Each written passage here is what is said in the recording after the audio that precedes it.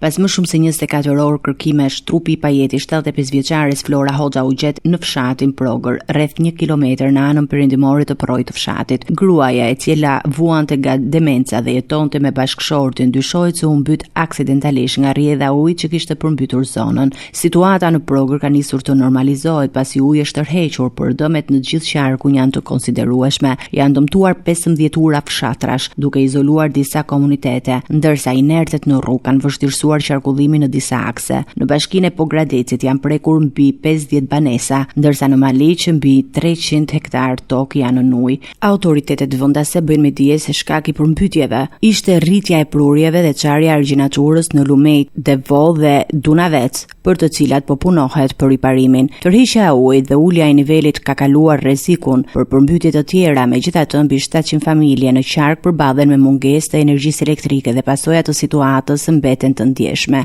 Autoritetet po vijojnë monitorimin e zonave të prekura dhe punimet për rivendosjen e infrastrukturës së dëmtuar.